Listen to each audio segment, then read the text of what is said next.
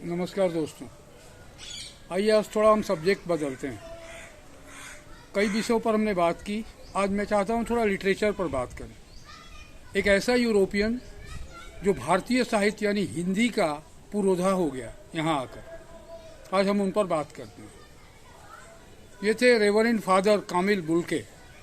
अपने नाम सुनी हो।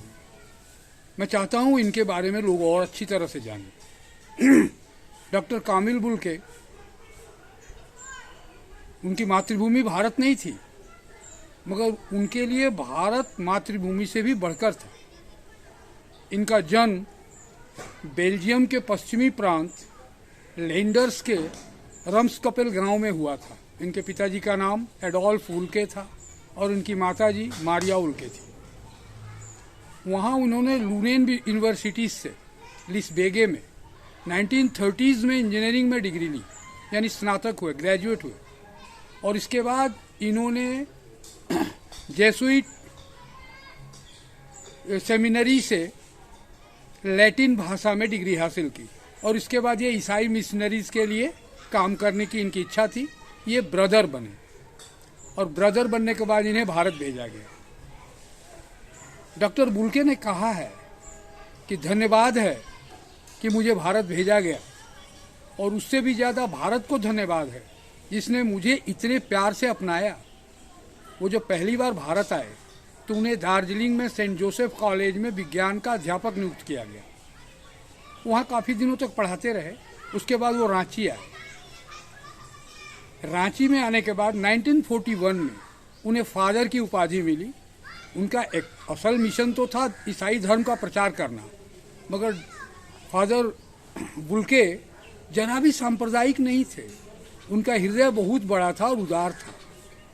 हिंदी से तो उन्हें अनन्य प्रेम था। 1941 में फादर बनने के बाद 1950 में उन्होंने भारत की नागरिकता स्वीकार की और पूर्ण रूप से भारतीय बन गए। भारतीय बनने के बाद चूंकि हिंदी से उन्हें लगाव था, उन्होंने हिंदी का अध्ययन करने के लिए कोलकाता से उन्होंने बीए की डिग्री ली और इलाहाबाद विश्वविद्यालय से उन्होंने एमए किया। आगे चलकर उन्होंने डॉक्टर धीरेन्द्र वर्मा के निर्देशन में राम कथा उत्पत्ति और विकास विषय पर एक थीसिस प्रस्तुत किया, शोध प्रबंध प्रस्तुत किया, जिस पर उन्हें डीफिल डॉक्टर ऑफ फिलोसफी की उपाधि मिली। उन्होंने हजारीबाग आकर पंडित बद्रीनाथ शर्मा से संस्कृत पढ़ी और संस्कृत में इतने पारंगत हो गए कि पंडित बद्रीनाथ शास्त्री के कथन है कि ये तो संस्कृत का चलता फिरता शब्दकोश हो गया। इन्होंने हिंदी और अंग्रेजी के लिए भी एक शब्दकोश का निर्माण किया, जो आज भी भारत में सबसे ज़्यादा प्रमाणिक मानी जाती है। भारतीय राजभाषा के लिए उसका प्रयोग किया जाता है। तो दोस्तों, ऐसे थे डॉक्टर कामिल बुल्के, रेवरेंड फादर कामिल बुल्के। हिंदी के पुरोधा सच्चिदानंद हीरानयन बादशायन अज्ञेय जी जो थे, इन्हें ताताचार्य कहते थे। ताताचार्य यानी रेवरेंड फादर का हिंदी अनुवाद। प्रभाकर श्रोत्रिय जैसे विद्वान इन्हें तरु तात कहते थे। ये हिंदी के पूर्ण पक्षधर थे। इनका कहना था कि जिस देश के लोग अपनी भाषा का आदर नहीं करते, उनकी संस्कृति का क्षरण हो जाता है। और आज आप स्थिति देख रहे हैं। भारत की राष्ट्रभाषा हिंदी है, जिसके प्रबल समर्थक डॉक्टर कामिल बुल्के थे। वो हर मंच पर इस बात को कहते थे और अकाट्य तर्क देते थे कि भारत की राष्ट्रभाषा हिंदी ही होनी चाहिए। मगर आज आप देखिए, हमारी संस्कृति का क्षरण कहाँ है। उत्तर भारत को छोड़कर दक्षिण में भी हिंदी का विरोध है, पूरब से पश्चिम तक हिंदी का विरोध है। यही तो है संस्कृति का क्षरण। एक यूरोपियन जिसे हिंदी से इतना लगाव था, और हमारे देश का उच्च वर्ग तो पहले से ही अंग्रेजीदा था, अंग्रेजी मानसिकता का गुलाम। अब तो मध्यम वर्ग भी अंग्रेजी का गुलाम हो गया है। छोटे छोटे इलाकों में भी आप जाकर देखिए, 20-25 छोटे छोटे गांवों में भी अंग्रेजी माध्यम के स्कूल, कथित स्कूल, सो-कॉल्ड स्कूल खुल गए हैं। लोग खुश होते हैं अपने बच्चों को देखकर। लेकिन एक यूरोपियन यूरोप से आता है और हिंदी को अपने हृदय से प्यार करता है। आइए हम आगे चलते हैं।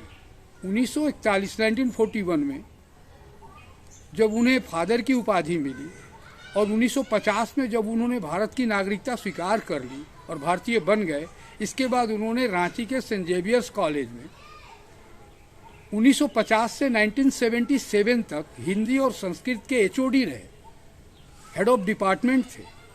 ऐसे थे फादर कामिल बुल्के। इन्होंने कई रचनाएं की है, रामकथा और तुलसीदास, मानस कौमुदी, ईसा का जीवन और दर्शन, ये सब इनकी लिखी हुई कृतियां हैं। इनका जो थीसिस था रामकथा उत्पत्ति और विकास, इसके बारे में डॉक्टर धीरेन्द्र वर्मा का कहना है कि ऐसा अध्ययन तो आज तक रामकथा पर किया ही नहीं गया।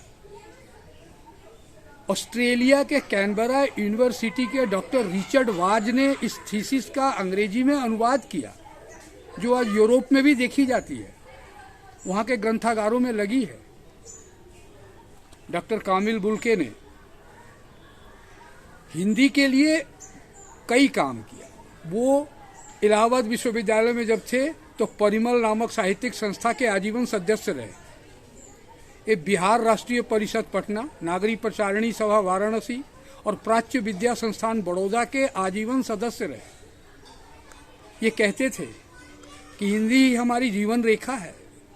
इन्होंने अपने बूते यूरोप से आकर हिंदी सीखी।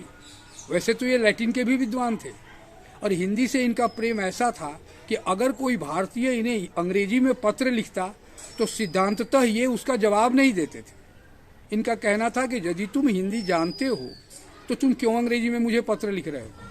ये सरल हिंदी भाषा के समर्थक थे और हमेशा साधारण हिंदी में बोलचाल बातचीत करते थे। ऐसे डॉक्टर कामिल बुल्के को हमारी पीढ़ियों के बीच लाना हमारा एक उद्देश्य था। मैंने कुछ दिनों पहले डॉक्टर सत्यप्रकाश दुबे का एक आलेख पढ़ा था, जो कलकत्ता में पूर्व रेलवे के राजभाषा विभाग से संबद्ध है। इसमें मुझे काफ़ी सामग्री भी ली थी डॉक्टर कामिल बुल्के के बारे में।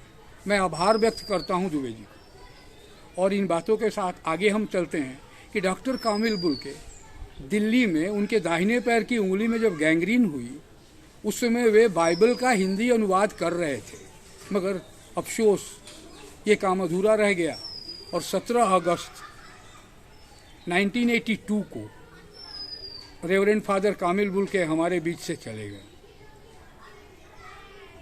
रांची के फादर पास्कल तोयचा जब उन्हें कश्मीरी गेट के निकलसन कब्रिस्तान में कब्र में उतार रहे थे तो उन्होंने श्रद्धांजलि दी। उन्होंने कहा कि डॉक्टर बुल्के, फादर बुल्के धरती में जा रहे हैं। मैं उम्मीद करता हूं कि इस धरती से रेवरेंड फादर कामिल बुल्के जैसे और भी रत्न पैदा होंगे।